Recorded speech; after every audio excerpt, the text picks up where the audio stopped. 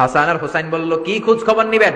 খোঁজ খবর নেওয়ার আগে একটা বিচার করে দেন, বিচার। আপনি বিশ্বনবী মসজিদে নববীতে জোহরের নামাজ পড়ে হাসান হুসাইনকে দেখতে গেলেন, যে দেখে ফাতেমা রান্না করে। আসলে কি রান্না করে? চুলার মধ্যে পাতিল দিয়ে পানি গরম করে আর হাসান হুসাইনকে বুঝ দেয়, ঠিক কিনা?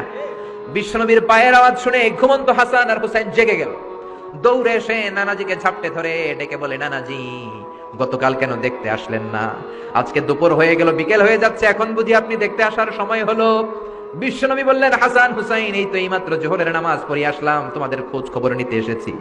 হাসান আর হুসাইন বলল, কি খোঁজ খবর নিবেন? খোঁজ খবর নেওয়ার আগে একটা বিচার করে দেন, বিচার। আপনি তো আহকামুল হাকিমিন, সব চাইতে বড় বিচারকের সব চাইতে বড় নবী, ইনসাফ ওয়ালা নবী। আপনার কাছে বিচার দিয়ে কেউ কোনোদিন বিচারে ঠকে নাই, ঠিক কিনা? আপনি একটা বিচার করেন। বিশ্বনবী বললেন, কিসের বিচার? হাসান বলে, নানাজি, আপনার মেয়ের নামের বিচার, ফাতেমার নামের বিচার।